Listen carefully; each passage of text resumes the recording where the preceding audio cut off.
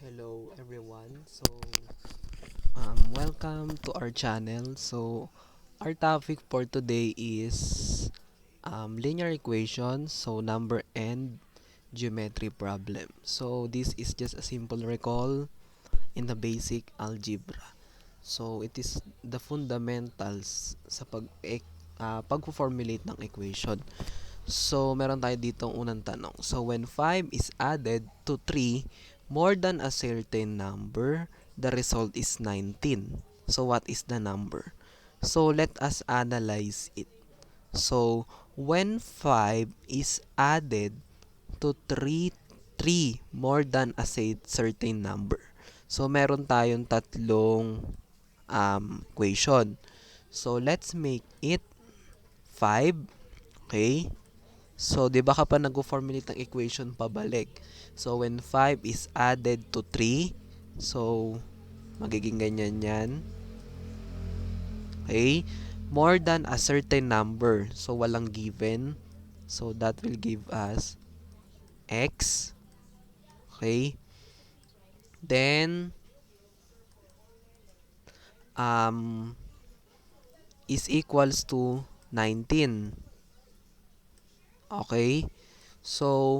If we simplify that, we will get x plus 8 is equals to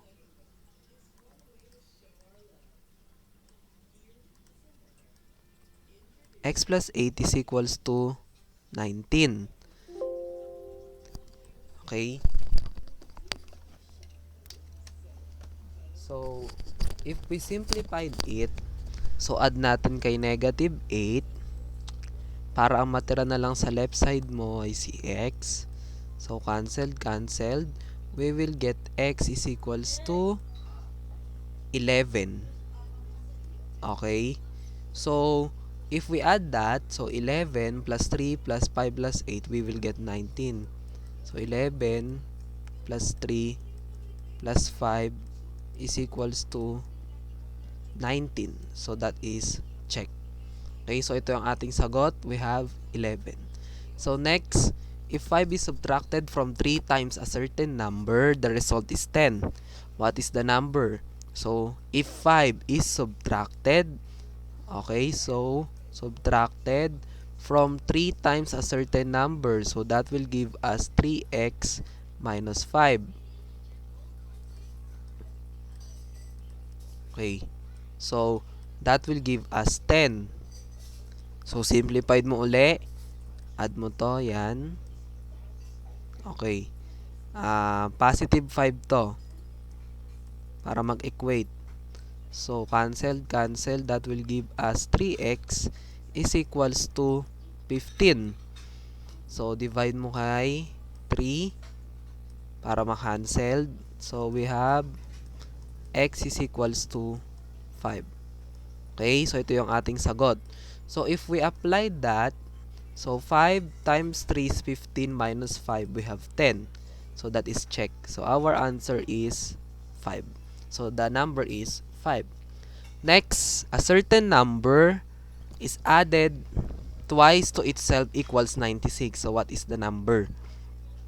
A certain number, okay, added twice to itself. That is 2x plus x equals 96. Okay? If we simplify that, we will have 3x is equals to 96. Divide mo kay 3 para ma-equate. We have x is equals to 32. Okay? If we evaluate that, 2 times 64 plus, or 32 pala, sorry. 32 to, 32. Okay? Plus 64. Sorry. This is 32. Okay? Is equals to 96. Okay, tama ang ating sagot. 96 is 96. Therefore, that is correct. The number is 32. Okay, so pardon dun sa mali. Next, a number plus itself plus twice itself plus 4 times itself is equals to negative 104. So what is the number?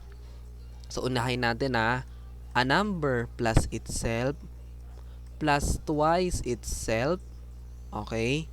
So a number, okay, so that is x, then plus twice itself plus 4 times itself. Okay, so that will give us to negative 104. Okay, so if we simplify that, so ito so x, bakit? A number. So ito yon plus itself, kaya dalawang x. So if we simplify that, we will have 4x plus 2x plus 2x is equals to negative 104. Okay, so simplified uli natin, we will have 4x plus 4x is equals to 104. Okay, so kapag sinimplified natin yan, magiging 8x is equals to 104. Divide mo kay 8, then we will have x is equals to, so ito pala ay negative, so we will have negative 13. Okay, so nakalimutan ko yung value, pero dapat siya ay may negative kasi ang tanong ay negative 104. So if evaluate that value dito sa original equation mo, you should get negative 104. Okay? So negative 13 is the answer. Next, 60 more than 9 times a number is the same as 2 less than 10 times a number. So what is the number? So it is important na alam natin yung mga ginagamit na conjunctions or verb. So 60 more than 9 times a number, so that is 9x, kasi 9 times a number, is the same as, so that is equal to less than 10 times a number, so 2 minus or 10x minus 2, kasi 10 times the number. So what is the number? Simplified mo, so negative 9x, negative 9x.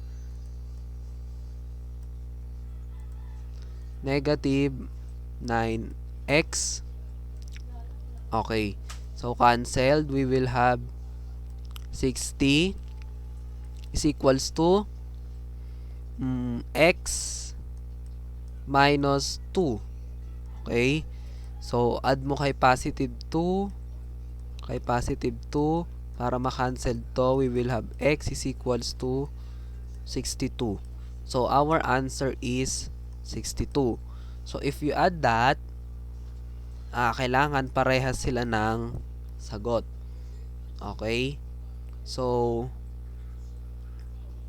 next, the sum of 3 consecutive integers is 108.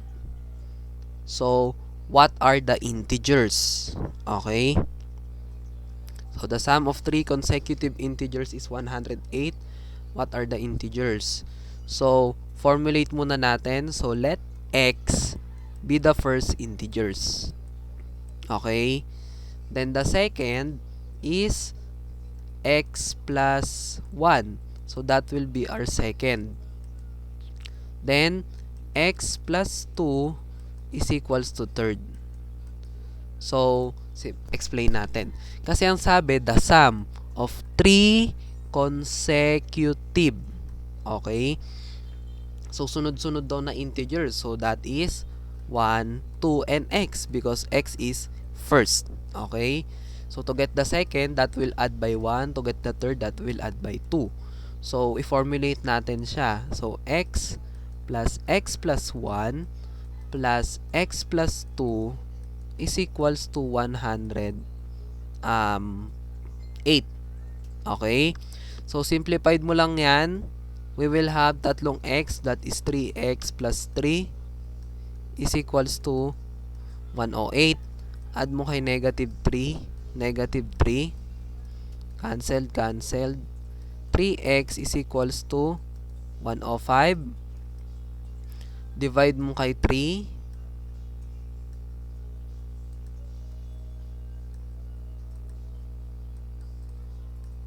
Okay. So, 35, cancel to cancel. So, we will have 105 divided by 3. We will have 35. So, that will be our first integer as is sa ating finormulate. So, we will have x. So, x plus 1 to get the second integer, that is 36. Tama? 35 plus 1. Then, x plus 2, that will be 35 plus 2, we will have 37. If you take the summation of these three, you should get 108. So, add natin 11, 18, carry 1, 3, 6, 9, 10. So, 108. So, tama ang ating sagot. So, x is 35. Then, this is the latter part of those integers required. Okay? So, next, the second angle of a triangle is the same as the first angle. So, ito naman ay related sa geometry. Okay? So, as the first angle. So, the third angle is 12 degrees larger than the first. How large are the angles? So, let x be the first angle. Then, second is x uli. Then, third is equals to x plus 12. So, explain natin. The second angle of the triangle is the same size as the first angle. That's why we have x and x for the first angle and second. Then sa third, x plus 12 kasi sabi the third angle is 12 degrees larger than the first. So, kapag finormulate natin yan, we will have x plus x plus x plus 1 or 12 pala is equals to 180. So, saan nakuha si 180? So, a triangle, okay, so 180 degrees dapat. Okay? So, we will have 3x. Pag sinimplified natin yan, 3x plus 12 is equals to 180. Add mo kay negative 12. Negative 12. So, cancel. 3x is equals to 168. Okay? Then, divide mo kay 3. So, we will have x is equals to 56. Okay? So, if evaluate that value sa na-formulate nating equation kanina, so, the first angle is 56 degree. The second angle, so, that is 56 also. Okay? Then, the third, which is x plus 12. So, ang x mo is 56 plus 12. That will give you 68 degrees. Okay? So, if evaluate that, add natin to, it should be 180 degrees. Okay? So, ito yung ating first angle, the second, and the third. Okay? Next, two angles of a triangle are the same size. Okay? The third angle is 3 times as large as the first. How large are the angles? So, intindihin uli natin yung problem. So, let the first angle, ganito na lang will be x. Then, the second angle is x also. Then, the third angle, okay, so that is 3x. So, bakit natin nakuha yon? Two angles of a triangle are the same size. So, parehas lang daw sila ng size. So, that is x. The third angle is 3 times as large. So, that is should be 3x. So, if we evaluate that value, so that is x plus 3x is equals to 180. Simplified, we have 5x is equals to 180. Divide mo kay 5.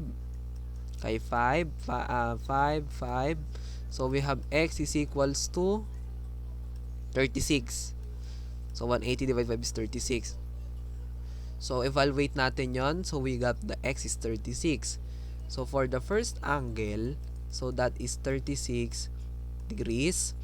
For the second angle natin is 36 din. Then, the third angle natin, so that is 3x. So, that is 36 times 3 is equals to 108 degrees.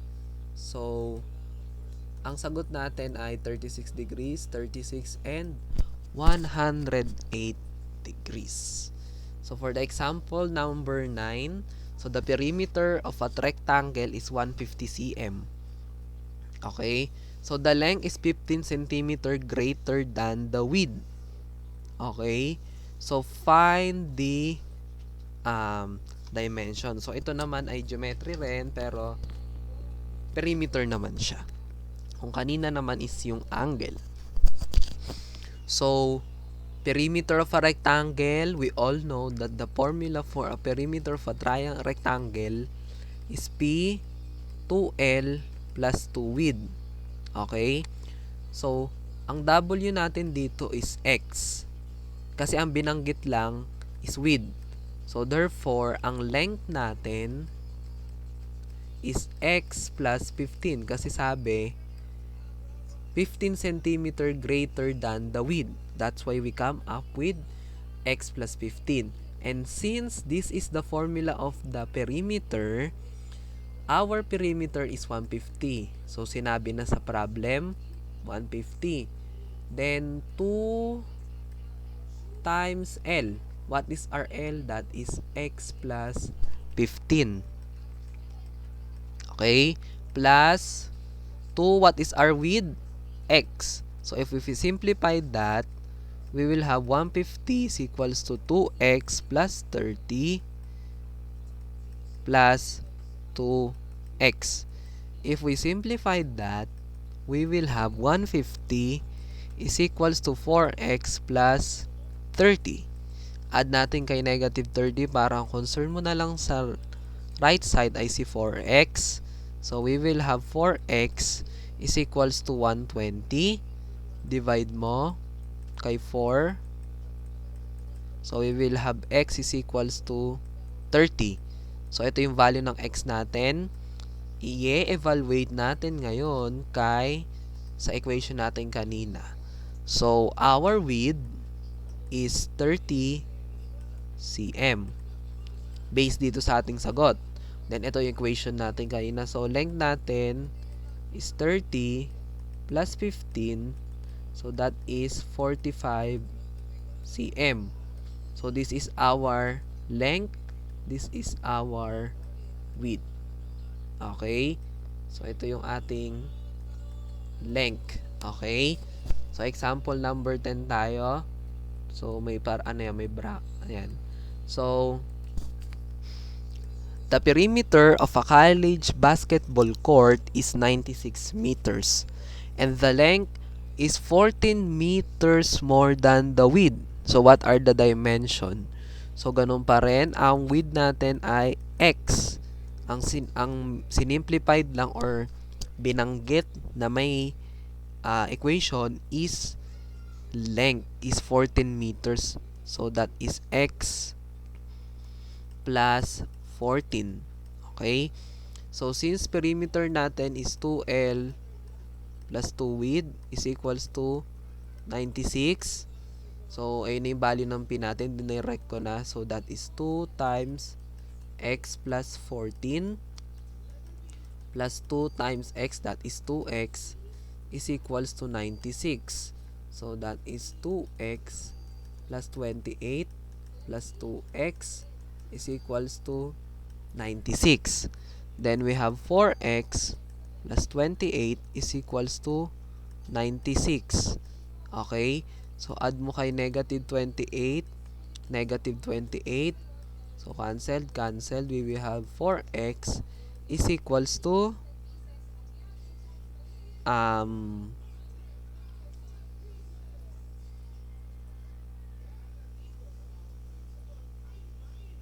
so makukuha natin diyan ay um ang x natin ay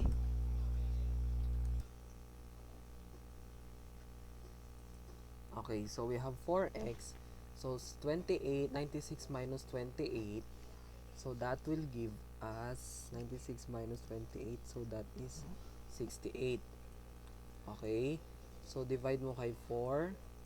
Kay 4. So we will have x is equals to 17. So itong 17 na to, i-evaluate mo ngayon dito sa mga equation mo. So ang makukuha na natin, we have the w that is 17. Then ang length natin is x plus 17.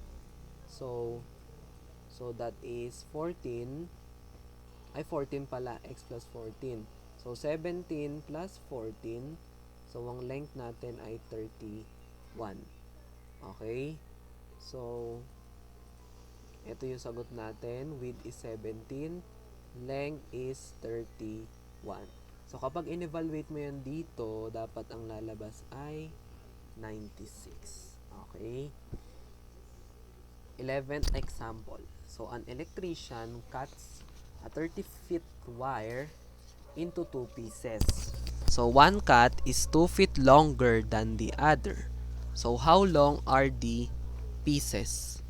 So, let's see will be cut 1. Okay? Cut 1. So, that is C1. Then, C2 is equals to cut 2. Okay? So, ang sabi kasi, an electrician cuts a 30-foot wire. So, one cut is 2 feet longer than the other. So, i-assume natin na si cut 1 ay mas malaki kay cut 2. So, that is 2 or x muna. Ito muna si kasi ang in-assume natin mas malaki si C1. So, that is x plus x plus 2. Okay? Is equals to 30. So, kapag sinimplified natin yan, that is 2 plus 2x is equals to 30. Add mo kay negative 2. Negative 2. So, cancelled. We will get 2x is equals to 28. Divide mo kay 2. Kay 2. Okay, x is equals to 14. So, itong si x, i-evaluate mo ngayon dito. Okay? So, 14 plus 14 plus 2, that is 30. So, tama lang yung cut. So, ito yung ating sagot. Okay? So, ang x1 natin, or cut 1, sabi natin, ito yung mas malaki. So, 14 plus 2, so that is 16 feet. Then, yung isa naman, yung C2, dahil siya yung maliit sa atin, inassume natin, that is 14 feet. So, ito yung mga cuts natin. Okay? So, the total cost for tuition plus room and board in a state university is $2,584. So, the tuition cost $704 than the room and board. So, what is the tuition fee? Okay? So, let natin ang T will be tuition. Okay? Ang R natin ay room. So, magkakaroon lang tayo ng mga variables para representation. B is equals to board. Okay. Then, sabi, T is equals to, or the tuition, is 704. Okay. Then, R natin is equals to X. Then, ang b natin is equals to x kasi hindi naman natin alam yung value. So, if we simplify that, that is 704 plus x plus x. Okay, 704 plus x. Ano yung total cost? 2,584. So, ito yon yung total tuition. Simplified natin yan, that will give us 704 plus 2x is equals to 2,584. So, add mo kay negative 704. Negative 704. So, cancel. We have 2x is equals to 1880. Divide mo kay 2. Okay. We will have x is equals to 940. So, the tuition is 704. Done. Okay? So, ang T natin, that is 704 plus 940. Okay? So, the tuition cost $1,644.